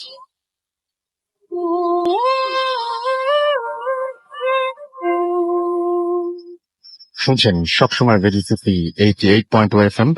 আর চলছে ভূত এফএম, আপনারা সবাই জানেন ভূত এফএম এখন আরো অন্যরকম উইথ গ্রামীণ ফোন। আমি রাসেল আছি, সাথে আমার সাথে রয়েছে মাসুম, এই এলাকাবাসী অর্থাৎ এই কোরবানপুর, সোনারগাঁ, নারায়ণগঞ্জ এলাকাবাসী। এবং এটা যেহেতু লাইভ শো, সুতরাং এখানে সবাই উপস্থিত আছেন এবং রাত জেগে আমাদের সাথে শো করছেন, রেকর্ডেড কোনো কিছু নয়, আপনারা খুব ভালোভাবে জানেন। এবং আপনারা এর আগেও যখন আমরা শো করি তখন নিজেরা এসে সরে জমিনে দেখে গেছেন। যাই হোক, আমাদের এখানে এই মুহূর্তে আরো একজন এই এলাকাবাসী রয়েছেন যার নাম শাফায়েত উল্লাহ, এবং তিনি একটা অদ্ভুত ধরনের একজন ভদ্রলোকের কথা বলেছেন যার শরীরে এক ধরনের রোগ ছিল আর কি। হ্যাঁ, আমরা একটু আপনার কাছে তার ঘটনাটা শুনি। আপনি এমনিতে ব্যবসা করেন, আপনার নাম শাফায়েতুল্লাহ, রাইট? জি, জি, আমার নাম সাফায়েতুল্লাহ। আর আপনি যার ঘটনা বলছেন তার নামটা কি? তার নাম মনু মিয়া। মনু মিয়া। কি হয়েছিল মনু মিয়ার? আপনি মনু মিয়ার এই মুখমণ্ডলে এমন অদ্ভুত ধরনের একটা ফোড়া হয়েছিল, যে ফোড়াটা খুব বড় আকৃতির। এটা লাল হয়ে পাকা পাকা অবস্থায় থাকতো, কিন্তু এটা শেষ হতো না, নিঃশেষ হতো না, মানে কোনো সময় সে মানে সুস্থ হতো না আর কি। সুস্থ হতো না। এবং ওইটার এই যে ফুলাটা ছিল, যে ফোড়ার যে ফুলাটা, এটা কমতো না। তার এরপর পুরো মুখমণ্ডল প্রায় মোটামুটি মুখমণ্ডল এবং কানের এক পাশ দিয়েই এটা দেখা যেত, অনেক বড় আকৃতির। তো এটা নিয়েই গরিব মানুষ সে মৎস্য শিকার করত, আরো অন্যান্য লোকও তার সাথে মৎস্য শিকার করত, প্রায় 10 থেকে 12 জন জাল পেতে, মেঘনা নদীতে জাল পেতে মৎস্য শিকার করত। তখন অনেক বছর পরে যেটা তার সারতেছে না, তখন সে এই মৎস্য শিকারের জন্য মেঘনা নদীতে জাল পেতে জালটা ধরেছিল। এমন এক সময় তার নৌকায় পানি থেকে এই মেঘনা নদীর যে নদী থেকে এমন অদ্ভুত আকৃতির এক ভূত বা জিন বা যে কোনো শ্রেণীর ওঠে তার নৌকা তুটলো এবং বলল, তুমি ভয় পেও না, তোমার যে অদ্ভুত শ্রেণীর যে ফোড়াটা আছে, তুমি এটা নিয়ে অনেক কষ্ট করতেছ, তোমার আর কষ্টের দিন শেষ হয়ে যাবে। তো তখন এই অদ্ভুত আকৃতির যে প্রাণীটি তার সেই ফোড়াটার মধ্যে চুম্বন দিয়ে সম্পূর্ণ ভিতরে যে আপনি বলছেন কামড় দিয়েছিল, কামড় দিয়ে পুরো তুলে নিয়ে গিয়েছিল, পুরোপুরি তুলে নিয়েছিল। তারপর থেকেই সে তার কোনো বিষ ব্যথা কোনো কিছুই সে অনুভব করে নাই। পরেই তার এই দম্বুজ আকৃতির যে ফোড়া, এটার ভালো অবসান ঘটছে। অনেক ধন্যবাদ আপনাকে আপনার ঘটনার জন্য। আমরা এবার একটু এখানে আমাদের বন্ধু গ্যারেজে দুজন সদস্য রয়েছেন যাদের কোনো ঘটনা নাই, আমরা প্রত্যেকবারই এরকম মানে দুজন বা একজনকে নিয়ে আসি, তারা একটু তাদের সাথে আমরা একটু কথা বলবো। আপনার নামটা তো বলেছেন, আমি বলি যে আপনার নাম হচ্ছে তানজিলা, রাইট? তানজিলা, আচ্ছা, একটু তানজিলার কথা আমি শুনতে পাচ্ছি না। তানজিলা, যদি একটু বলতেন যে আপনি আমাদেরকে যে বন্ধু গ্যারেজে যে ইমেলটা করেছিলেন সেখানে কি লেখা ছিল? আমার ইমেলে লেখা ছিল আমার লাইফে কোনো হরর এক্সপিরিয়েন্স নাই, যেটা আমার লাইফের সবচেয়ে বড় হরর এক্সপিরিয়েন্স। ওকে, আমি যদি এখন জিজ্ঞেস করি, আজকে পুরোটা সময় আপনি আমাদের সাথে থাকছেন, আপনারা মানে এই পুরো এলাকা আপনি ঘুরে দেখলেন, এবং কেমন লাগলো পুরো সময়টা আমাদের, মানে বা এই যে লাইভ আপনার সাথে অফেয়ার কথা হচ্ছিল যে ফার্স্ট টাইম এরকম বাইরে থেকে কোনো একটা জায়গা থেকে আমাদের শো করছি, এরকম আপনি প্রথম দেখছেন, কেমন লাগছে আপনার কাছে? শোটা আসলে কখনো এভাবে লাইভ দেখা হয়নি, সেই হিসেবে এটা আসলে আমার জন্য একটা এক্সপিরিয়েন্স অন্যরকম। আর জায়গাটা সম্পর্কে হয়তো বা কিছু একটা আছে, মানে অনেকে বলছেন অনেক কিছু, বাইরে যখন যাচ্ছি জায়গাটাও সেরকম। তো এখন পর্যন্ত তেমন কোনো হরর এক্সপিরিয়েন্স হয়নি, দেখা যাক পরবর্তীতে কতদূর কি হয়। ওকে, তাহলে আমরা চাইছিলাম খুব বেশি এরকম ভাবে যে আপনার লাইফে কোনো হরর এক্সপিরিয়েন্স নেই, এটা যদি আপনার সবচেয়ে বড় দুঃখ হয়, তাহলে সেই দুঃখ থেকে আপনাকে মুক্তি দিতে দেখা যাক কি হয়। এখন অনেকটা সময় আছে, কারণ আমরা একটা এই জায়গায় এই সুযোগ একটু বলেই রাখি, আজকে কিন্তু আমরা শো করব 2টা পর্যন্ত নয়, 1 ঘন্টা বেড়ে যাবে, সুতরাং এটা একটা বোনাস টাইম থাকবে। আমরা পরের আমাদের আরো একজন বন্ধু গ্যারেজের সদস্য রয়েছেন, তার সাথে একটু কথা বলি। আপনার নামটা হচ্ছে অ্যাঞ্জেলা, রাইট? তো অ্যাঞ্জেলা, আপনার কাছে আজকে এই পুরো এক্সপিরিয়েন্স, মানে এই যে এখানে আছেন আপনি, এখানে ঘুরে দেখলেন সব জায়গাটা, কেমন লাগছে? আমার জন্য এটা খুব ভালো একটা এক্সপিরিয়েন্স হচ্ছে, এন্ড জায়গাটাও একটু কাইন্ড অফ স্ক্যারি, তো ভালোই লাগতেছে। আপনার কাছে কেন স্কেরি মনে হলো একটু যদি বলতেন?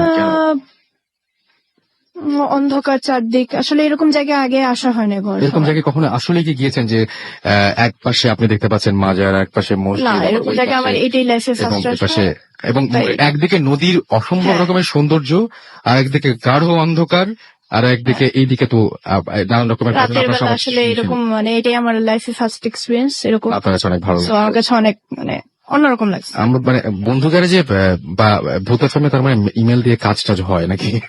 ওকে, থ্যাংক ইউ সো মাচ। আমরা এখন কিছু এসএমএস পড়বো। আমরা কিছু এসএমএস পড়তে চাই এবং আমরা দেখতে পাচ্ছি অন্তর আমাদের এসএমএস করেছেন এবং তিনি খুব ভয়ঙ্কর একটা ঘটনার জন্য ওয়েট করছেন।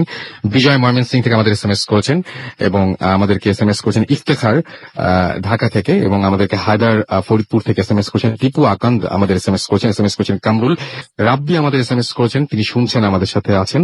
আমাদেরকে এছাড়াও ইসমাইল এসএমএস করেছেন, মুন নাটোর থেকে আমাদের এসএমএস করেছেন, এমডি মাহতাব তালুকদার আমাদের এসএমএস করেছেন আমাদেরকে দেখতে পাচ্ছি সুমন, এছাড়াও রাশেদ এবং গোলাম আমাদেরকে গাজীপুর থেকে এসএমএস করেছেন রাব্বি কাজী নড়াইল থেকে, এছাড়াও আমাদেরকে এমডি রিফাত এসএমএস করেছেন আরো অনেকে। আপনাদেরকে আরো একবার জানিয়ে রাখি, আমরা এই মুহূর্তে যেখানে রয়েছি সেই জায়গাটির নাম কোরবানপুর সোনারগাঁ নারায়ণগঞ্জ, এবং আমাদের এইখানে যেখানে আমরা বসে আছি সেই জায়গার আপনারা শুনলেন একটু আগে, এক পাশে ডান পাশে মসজিদ, একদম মুখোমুখি একটা মাজার এবং মাজারের পরেই একটা নদী, এবং সেই নদীটা ভাঙতে ভাঙতে এখানে এসে থেমে গেছে এবং এখন বেশ কিছুটা দূরে সরে গেছে, খুব বেশি দূরে নয়, দেখা যায় এবং কাছেই হেঁটেই সেই নদীর কাছাকাছি যাওয়া যায়। জাস্ট 1 মিনিট লাগে না, 1 মিনিটের মতন লাগে নদীর কাছে যেতে। তো যাই হোক, আমরা আবারও ঘটনায় ফিরে যাব এবং আমাদের এইখানে আমাদের বন্ধু গ্যারেজের অনেক সদস্য রয়েছেন, তারা তো বলবেনই। আমরা নারায়ণগঞ্জের কিছু ঘটনা, আমাদের এই জায়গাটা খুঁজে পেতে হেল্প করেছিল ফারনান, এবং আমরা একটু ফারনানের কাছে যাব এবং ফারনানের কাছে কিছু ঘটনা শুনবো। এই আশেপাশের এলাকার কিছু টুকরো টুকরো ঘটনা যদি ফারনান একটু বলতেন, যেগুলো বেশ ভয়ঙ্কর লাগে আপনার কাছে। পুরান ঢাকা থেকে এসেছি, আর যেটা হচ্ছে যে মানে প্রথমে জানাচ্ছি রেডি ফুডতে এবং গ্রামীণ ফোনকে অনেক ধন্যবাদ এরকম একটি সুন্দর এপিসোড উপহার দেওয়ার জন্য। আর যেটা হচ্ছে যে মানে ভূত এফএম এর তো অনেক ঘটনা আমি নিজেও শুনেছি, প্লাস আমি নিজেও শেয়ার করি। তো ভূত এফএম এর সবচেয়ে মজার এখনকার যে পার্টটা সেটা হচ্ছে এই যে অ্যাডভেঞ্চার পার্টটা। তো ভূত FM is full of adventure. তো যাই হোক, তো আমি নারায়ণগঞ্জের কিছু ঘটনা, সেটা হচ্ছে যে নারায়ণগঞ্জের চাষারা প্লাস নারায়ণগঞ্জ শহরের কিছু ঘটনা শেয়ার করব। এগুলো মূলত মানে আমার বেশ কিছু ফ্রেন্ড এই নারায়ণগঞ্জে রয়েছে এবং তাদের কাছ থেকে আমি শুনেছি। তো এর মধ্যে যেটা হচ্ছে যে আমার একটা ফ্রেন্ড আছে, ওর নাম হচ্ছে মীরা। ও নারায়ণগঞ্জের মানে শহীদনগর নামে একটা জায়গা থাকে এবং ওই ঘটনাটা শেয়ার করে, এবং ও যেটা বলে যে এই নারায়ণগঞ্জের যে শীতলক্ষা নদীটা, এই নদীর পাড়ে বেশ কিছু জায়গা রয়েছে যেগুলো হন্টেড, এবং এই জায়গাগুলোর মধ্যে একটা মানে সব থেকে পরিচিত যে জায়গাটা সেটা হচ্ছে কুমুদিনী ওয়েলফেয়ারের একটা পরিচিত জায়গা ছিল এখানে, এবং এখানে নাকি একটা মাঠ ছিল, এবং এই মাঠের পাশে মানে বর্তমানে যেটা এই মাঠটা সবাই বাটা কোম্পানির মাঠ নামে চিনে থাকে। তো এই মাঠ নিয়ে অনেক ঘটনা একসময় প্রচলিত ছিল, কিন্তু এখন তো বর্তমানে অনেক লোকালয়, অনেক মানুষজন, তো বর্তমানে এরকম নাও দেখা যেতে পারে, কিন্তু এটা আগের একটা মিথ প্রচলিত ছিল এরকম। তো এবং এই মাঠটা কিন্তু সেই শীতলক্ষা নদীর পাড়ে এখনো রয়েছে। তো বর্তমানে এটা বাটা কোম্পানির মাঠ নামে পরিচিত। তো এখানে যেটা হতো যে মানে দিনের বেলাও নাকি মানুষ আসতে খুব বেশি ভয় পেত। কেন ভয় পাওয়ার কারণ হচ্ছে যে এখানে অনেক মানে মানুষকে মেরে কবর দিয়ে রাখা হইতো, মানে সিক্রেট কিছু মানে কবর থাকে না যেটা অনেকে জানে না, এরকম কবর দিয়ে রাখা হতো। তার ফলে কি করতো? তার ফলে যেটা হতো যে যখন মানুষ এখান থেকে ক্রস করতো রাতে বা অন্যান্য সময়, যাদের বাসা আশেপাশে রয়েছে তারা হঠাৎ করে অনেক ধরনের সাউন্ড শুনতে পেত, যেমন হঠাৎ করে কোনো মেয়ে কাঁদতেছে এরকম একটা সাউন্ড। তারপরে আরো যেটা দেখতো যে নদীর পাড়ে যেহেতু অনেক সময় দেখা যেত যে রাতের দিকে ওই কিছু কিছু ছোট ছোট ছেলে মেয়ে নদীতে গোসল করতো, সেটা আমরা অনেক সময় দেখি না যে দুপুরবেলা গোসল করে, এরকম রাত 12টা 12:30টার দিকে। এটা তো একটা খুবই অস্বাভাবিক একটা বিষয়, তাই না, যে হঠাৎ করে এরকম কিছু দেখা যাবে। তো সবাই যখন দেখতো ওরা বুঝতো যে না এটা উইয়ার্ড কিছু একটা। পুকুরের কথা বলছেন, সেই পুকুরের কথা যেটা, হ্যাঁ একটা একটা করে আসি ভাইয়া, মানে সিরিয়াল বয়ে আসতেছি। তো এটা হচ্ছে ওই শীতলক্ষা নদীর পাড়ের বেশ কিছু ঘটনা। তো এরপরে আরেকটা ঘটনা আছে নদী রিলেটেড, শীতলক্ষা নদী নিয়ে। সেটা হচ্ছে যে ওই সময় একটা মিথ প্রচলিত ছিল যে এই ঘটনা মূলত একটা মাঝির কাছ থেকে আমি শুনেছিলাম। সেটা হচ্ছে যে এরকম যে ওনারা যখন রাতের বেলা, অনেক আগের ঘটনা এগুলো, পুরনো, তো ওনারা যখন মানে ওই নৌকা বন্ধ করে যখন মানে রাতে চলে যাবে, তখন যেটা হচ্ছে অনেক মাঝিরা ওই নৌকাতে থেকে যেত রাতের বেলা। তখন যেটা হতো যে একটা মেয়ের মতো মানে বইয়ের মতো সাজ দিয়ে মানে লাল শাড়ি পরে মানে একটা কেউ আসতো এরকম, এসে মানে মাঝিদেরকে বলতো যে আমাকে নদী পার করে দাও। তখন সবাই চিন্তা করতো যে যারা ওখানে থাকতো, অনেক কম মানুষই থাকতো তখন সেখানে, তারা ভাবতো যে হয়তো বা হেল্প করি, কোন একটা মানে বিপদে পড়ছে হেল্প করি। তো তখন যেটা হতো যে তারা ওই নদী পার করার জন্য ওই যে লাল শাড়ি পরে যে মেয়েটা আসতো সেটাকে উঠাতো নৌকাতে। এবং সবথেকে অবাক বিষয় ছিল যে কখনো তারা মানে যাদের সাথে এই ঘটনাটা গুলো ঘটেছে তারা কখনোই ওই মেয়েটার চেহারা দেখতে পারেনি, মানে সবসময় মানে চেহারাটা বন্ধ করা থাকতো নাকি। এবং এই নৌকাটা যখন মাঝ নদীতে দিকে আসতো, গভীর নদীর দিকে আসতো, তখন হঠাৎ করে ওই জিনিসটা মানে নদী থেকে ঝাঁপ দিয়ে নদীতে পড়ে যেত।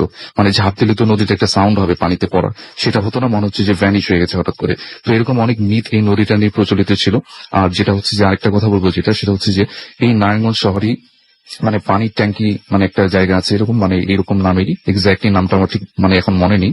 তো সেখানে একটা পুকুর রয়েছে। এই পুকুরে যেটা সব থেকে বেশি প্রবলেম সেটা হচ্ছে যে প্রত্যেক বছরই প্রায় জুন থেকে জুলাই মাসে, এই 2টা মাসেই বিশেষ করে এই পুকুরটাতে অনেক মানুষ মারা যায়। মানে মিনিমাম একজন হলেও মারা যাবে, কিন্তু এই মারা যাওয়ার কারণটা কেউ এখন পর্যন্ত আইডেন্টিফাই করতে পারেনি। এখানে যে ঘটনাটা ঘটে যে হঠাৎ করে যেটা দেখে যে মানে ওই জুন জুলাইয়ের দিকে কেউ একজন মানে লাশ ভেসে উঠছে সন্ধ্যার পরে।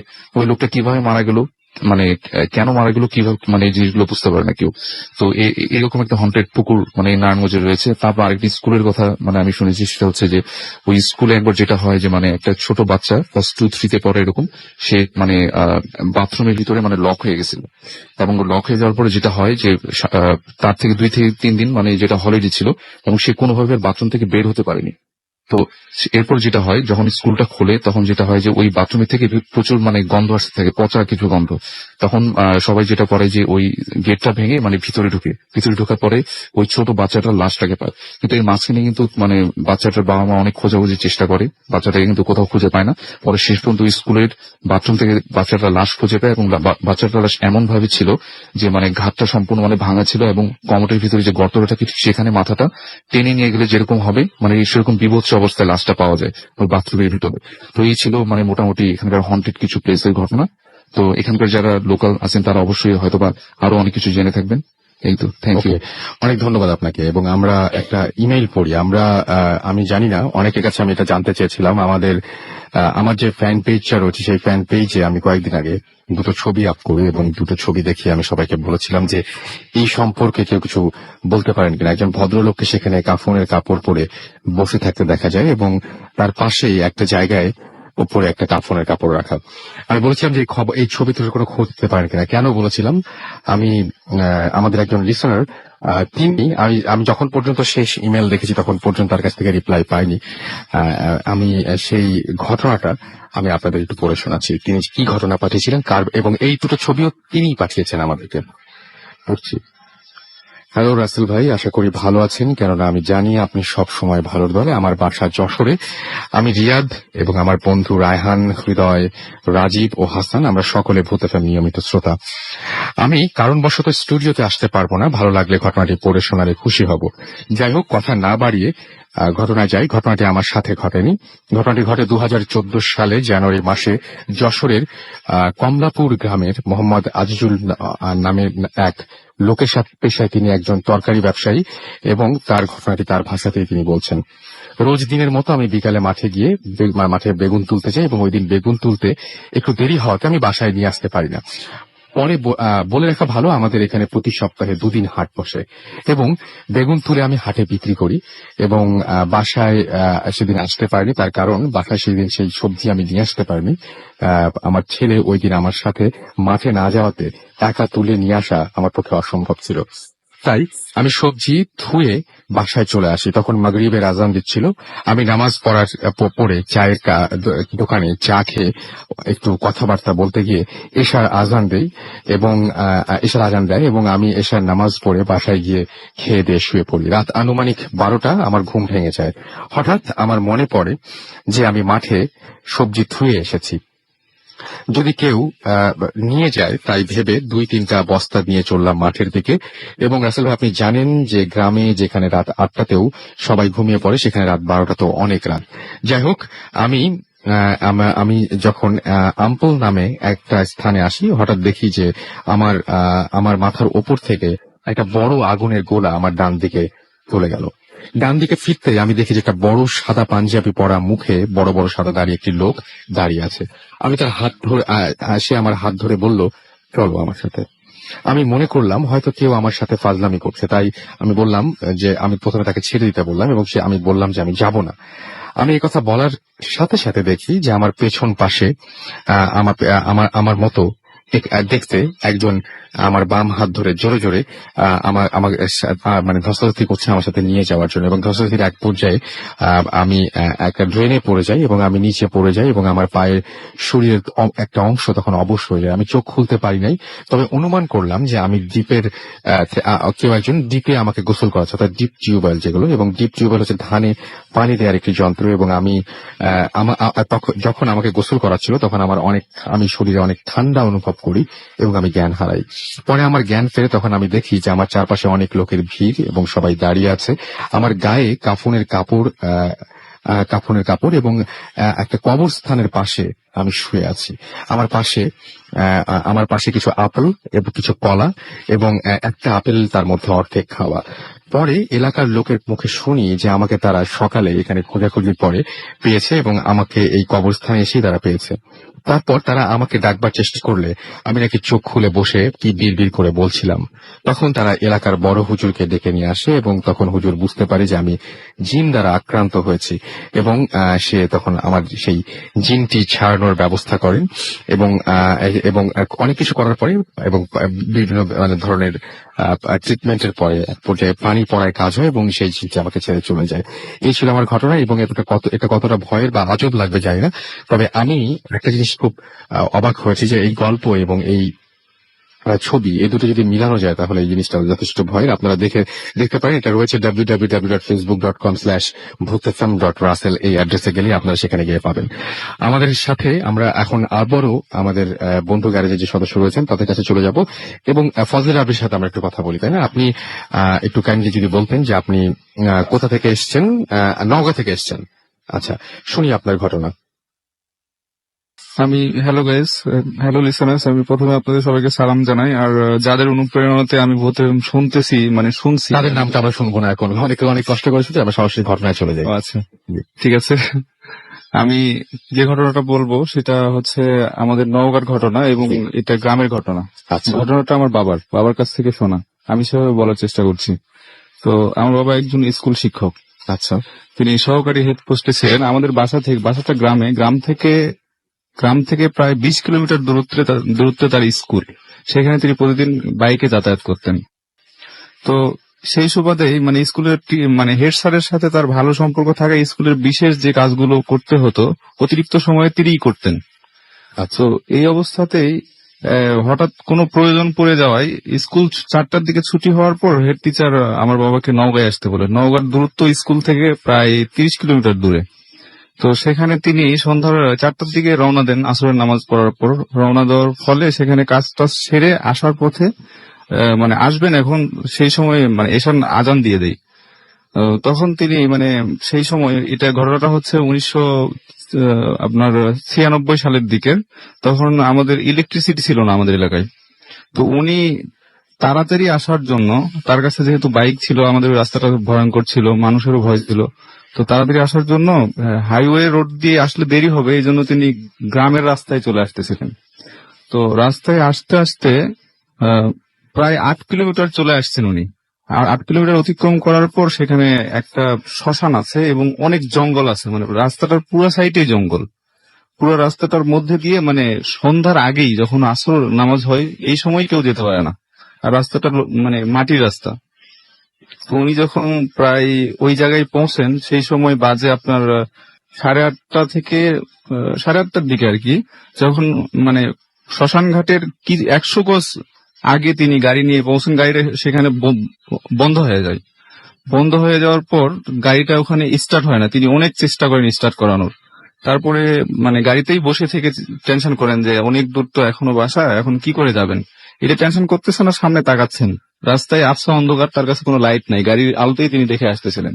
তো চতুর্দিক অন্ধকার, এই অন্ধকারের মধ্যে তিনি মানে সামনের দিকে যখন তাকান তখন দেখতে পান যে একটা অনেক লম্বা লোক মানে সাদা ড্রেস পরিহিত আমার বাবার সামনে হেঁটে আসতেছে।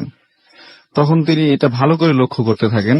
যখন আস্তে আস্তে কাছের দিকে আসতেছে তখন আবার তিনি লক্ষ্য করেন, মানে ভালো করে দেখেন যে ওই একই রূপটা মানে একই লোকটাই 7টা লোক হয়ে যায় তার সামনে, মানে 7টা অবয়ব তার সামনে ভাসতেছে।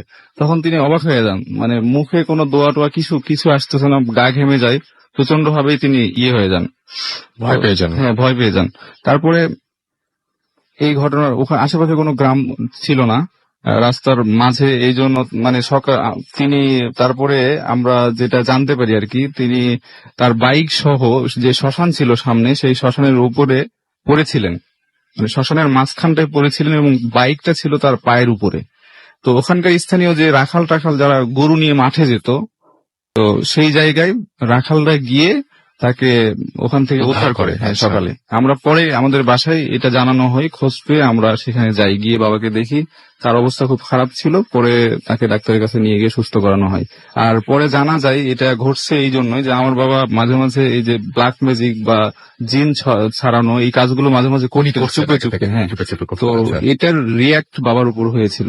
বাবাই তো পরে আমাদের উনি ছেড়ে দিয়েছিলেন সবকিছু। হ্যাঁ, তারপর আস্তে আস্তে উনি ছেড়ে দিয়েছেন সবকিছু, এখন ওইসব কিছু করেন না। আর আমিও এর মধ্যে প্রজেস্ট হয়েছি ওটার কারণেই, এবং আমাকেও ব্ল্যাক ম্যাজিক করা হয়েছে, আমিও ভুক্তভোগী। তার মানে আপনি বলতে চাচ্ছেন যারা ব্ল্যাক ম্যাজিক করেন তাদের উপরেও আবার তাদের প্রতিপক্ষরা অনেকে অবশ্যই, হ্যাঁ, 100% তার মানে এটা আসলে কোনো ভালো কিছু না। না, অবশ্যই ভালো কিছু না। আচ্ছা, আমরা এটা নিয়ে অনেক কথা বলেছি ভূত এফএম বিভিন্ন সময়। আমাদের এখানে যারা আছেন, আমাদের আরো একটা মানে আরো অনেক ঘটনা রয়েছে, আপনারা একে একে শুনতে পারবেন, এবং সেখানেও আছে।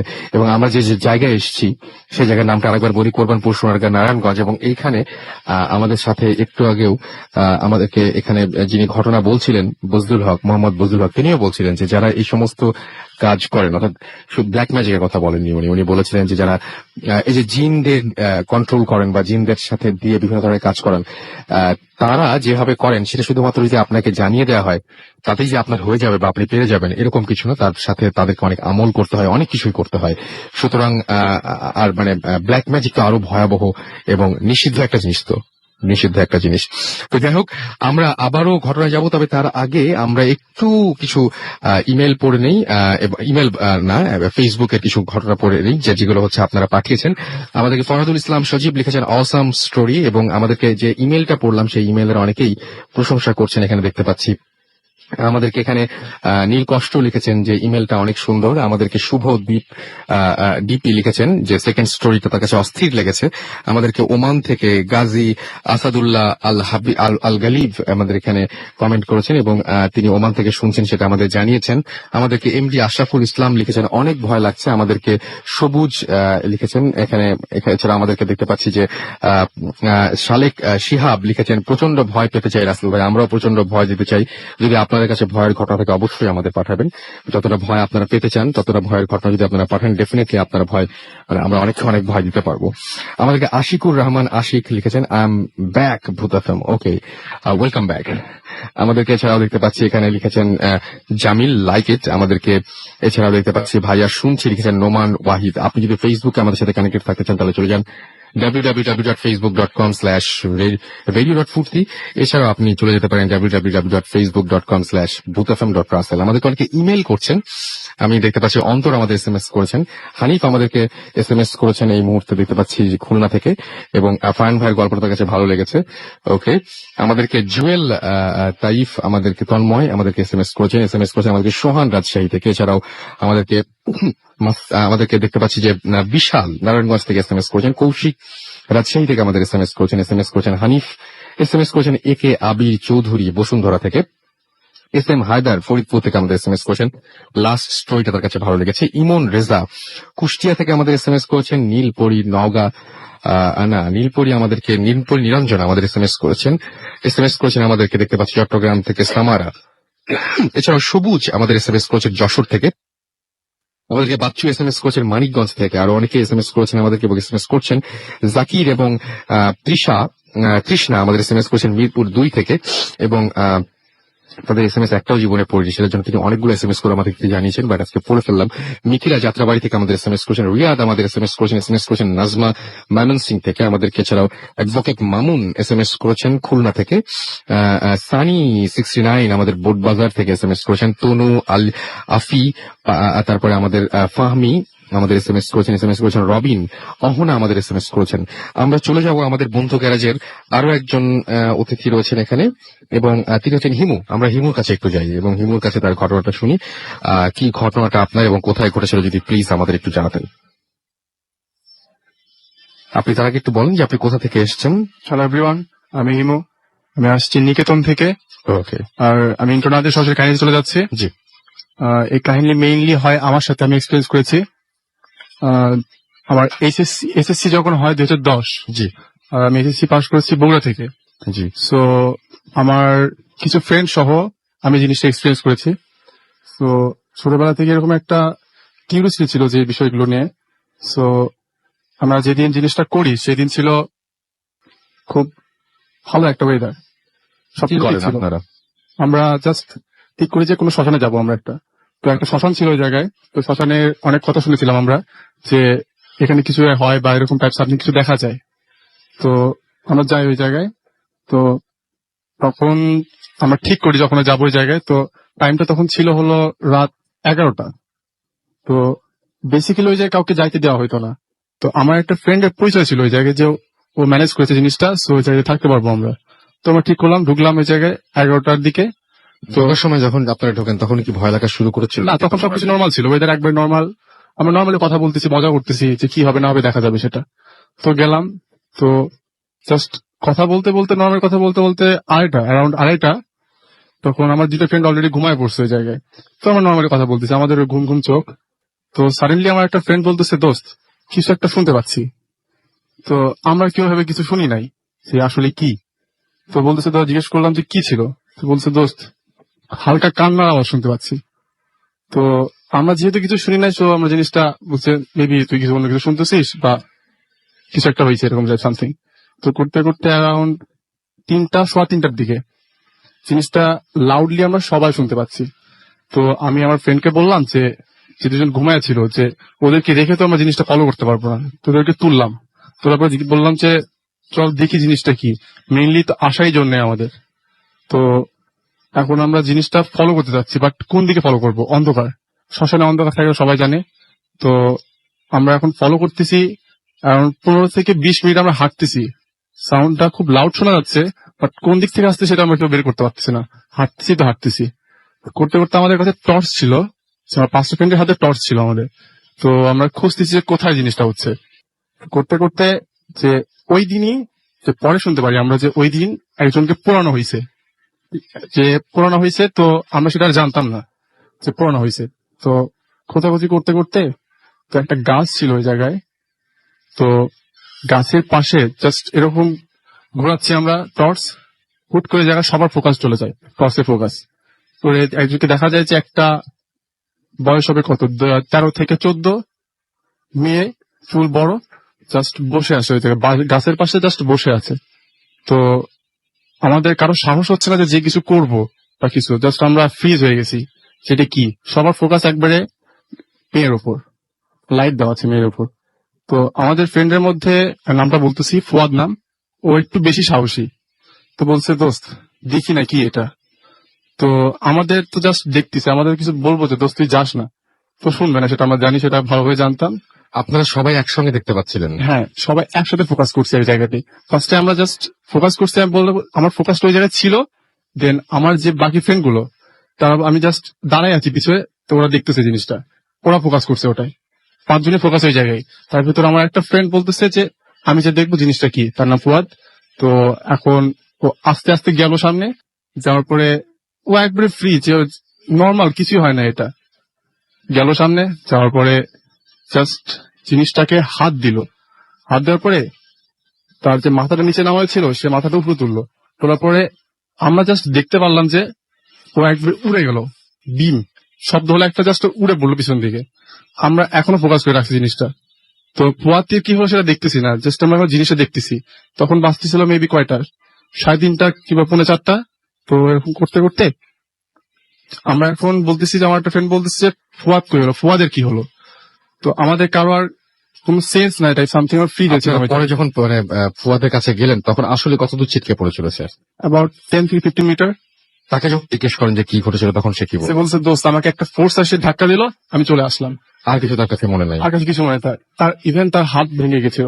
এবং আপনার তখন কি আর থেকেছিলেন না তখন সঙ্গে না না না, সঙ্গে? তখন জাস্ট জিনিসটা করার পরে ওর দিকে ফোকাস আছে, জাস্ট ওই সময় দিয়েছে আজান, 5:15 বেজে গেছে।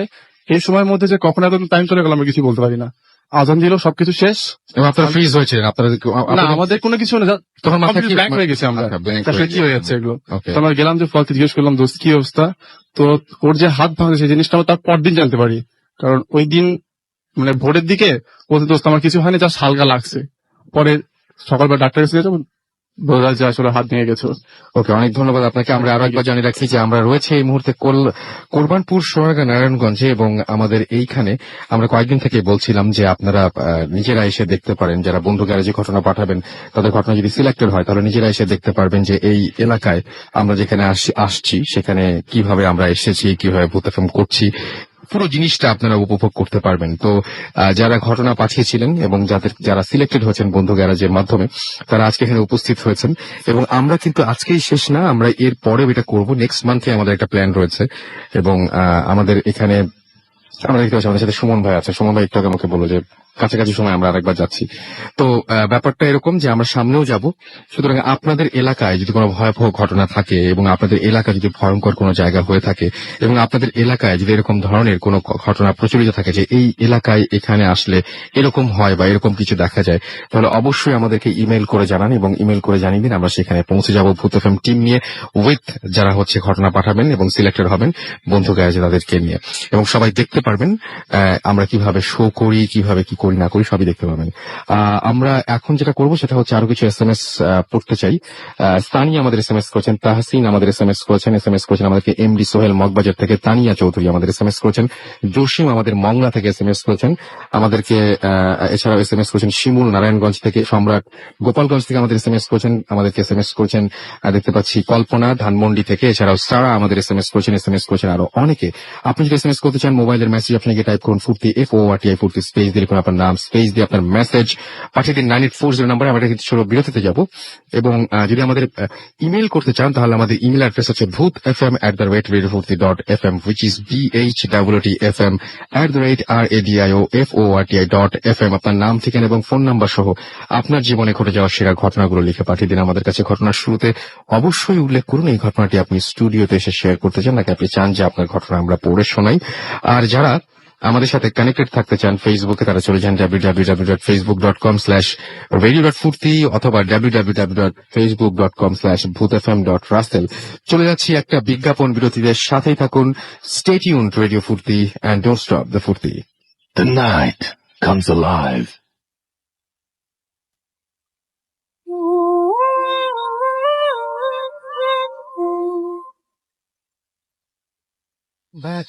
সবসময় রেডিও ফুর্তি 88.0 FM, বাংলাদেশের সর্ববৃহৎ রেডিও নেটওয়ার্ক। আমি রাস্তার সাথে আমার সাথে রয়েছে মাসুম এবং আজকের অতিথিরা, এবং এই মুহূর্তে আমাদের সাথে জয়েন করেছেন বাবু ভাই। আমরা তার সাথে একটা ব্ল্যাক ম্যাজিক নিয়ে কথা বলছিলাম। আমাদের কাছে অনেকেই আসতে যাচ্ছেন এখন এই মুহূর্তে। একটু আগে আমরা আরেকজন কাছে শুনলাম যিনি আমাদের এরকম একটা আউটডোর শোতে ছিলেন, তিনিও আসতে যাচ্ছেন। কাছাকাছি যারা আছেন তারা অনেকেই আসতে যাচ্ছেন আমাদের এখানে। তো আমরা ব্ল্যাক ম্যাজিক নিয়ে কথা বলছিলাম এবং কি অদ্ভুত ব্যাপার যে আপনিও এখন যে ঘটনাটা বলবেন সেটাও ব্ল্যাক ম্যাজিক নিয়ে। তো আমরা ঘটনাটা শুনি। হ্যালো এভরিওয়ান, থ্যাঙ্কস রাসেল ভাই।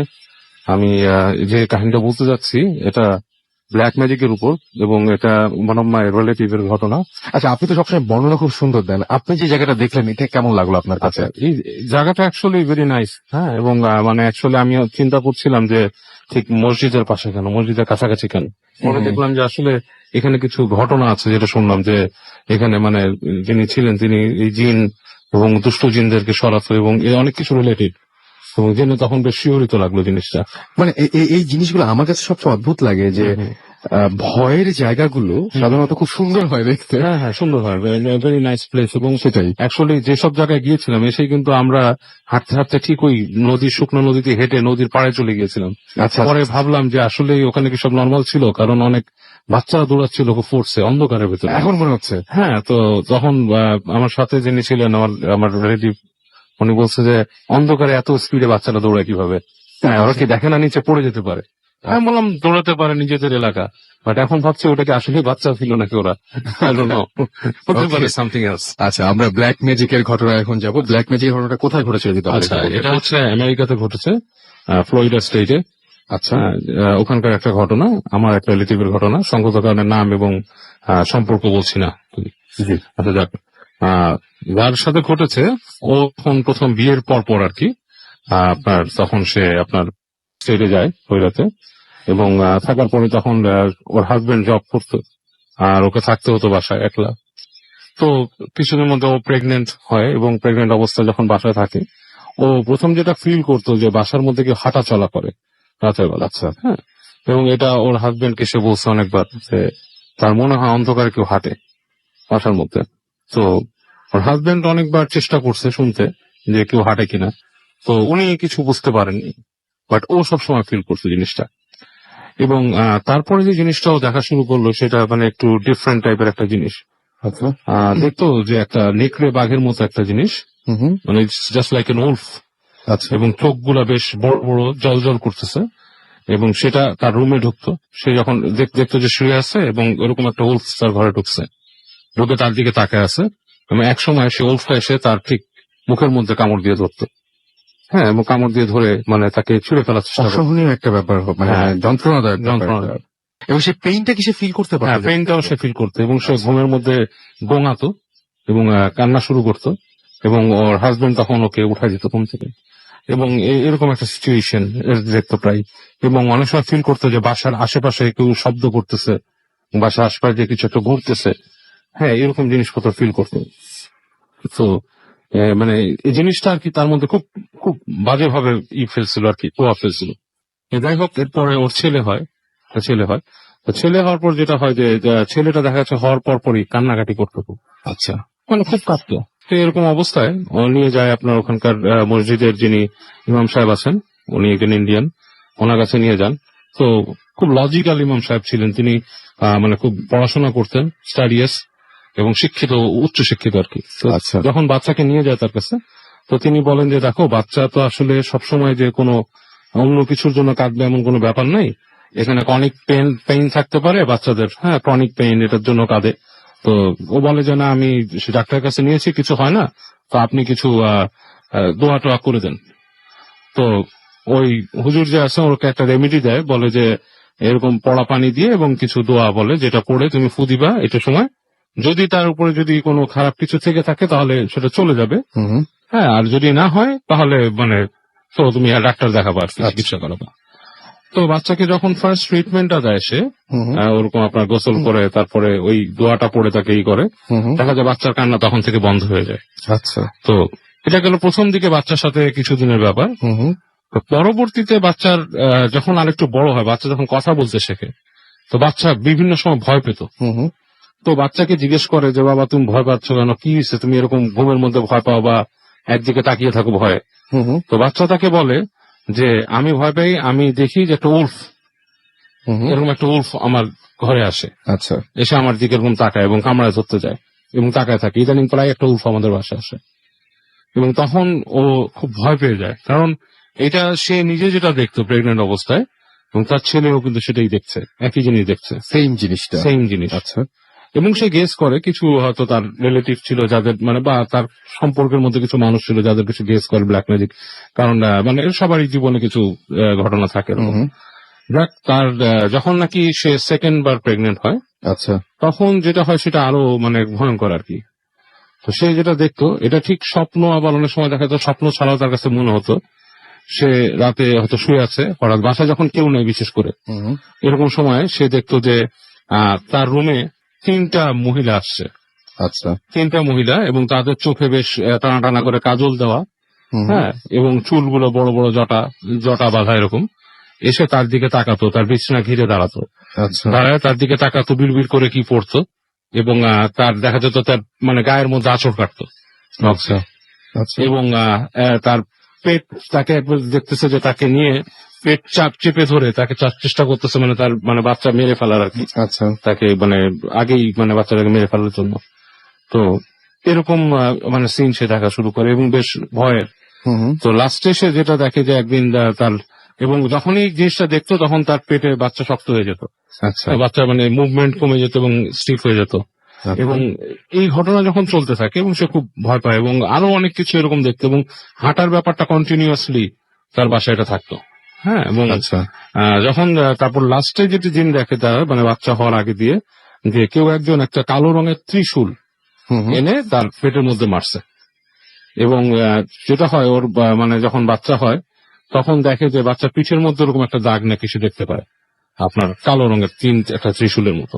আচ্ছা এবং যা আল্লাহর মধ্যে মানে দোয়া টোয়া পড়ে, সে নামাজ কালাম পড়তো, আমল করতো, এই কারণে অনেকটাই এটার থেকে সে মানে রক্ষা পায়। এবং এরপর এখনো স্টিল ওই বাচ্চা, ওই ছোট বাচ্চাও যখন বড় হয় হুম হুম সেও নাকি মানে তার মাকে বলছে যে I seen 3 women came to আচ্ছা। my room। আচ্ছা এই মানে আজব ব্যাপার হচ্ছে, মা যেটা দেখতো ছেলেও কিন্তু সেই কথা বলে, এবং বাচ্চারা কিন্তু হচ্ছে ছোট ছেলেটা কিন্তু এখনো ভয় পায়, রুমে একা থাকতে চায় না, মানে হি সিজ থিংস। এবং এখনো ওই যার কথা বলছি ওর বাসায় নাকি এখনো আপনি সে শব্দ পায় যে কেউ একজন হাঁটে রাতের বেলা। আচ্ছা যদিও ওর হাজবেন্ড বলছে যে সে অনেক ট্রাই করছে, সে দেখে না, বাট সে এরকম শব্দ পায়। এবং এ মানে থিংস আর ডান, এবং সে মোটামুটি শিওর যে কেউ একজন তাকে ব্ল্যাক ম্যাজিক করছে, এবং এই ব্ল্যাক ম্যাজিকের ফলে এগুলো হচ্ছে আর কি। তো ওকে, এই হচ্ছে ব্যাপার আসল ভাই। অনেক ধন্যবাদ আপনাকে। আমরা আরো একটা ঘটনা পড়বো এই মুহূর্তে, এবং এই ঘটনাটি আমাদের একজন লিসেনার পাঠিয়েছেন, যিনি আজকে এখানে উপস্থিত নেই, তার আসার আগ্রহ ছিল যদিও কোনো একটা কারণে তিনি আসতে পারেননি। আমি তার ঘটনাটা তার মতো করে পড়ে শোনাচ্ছি।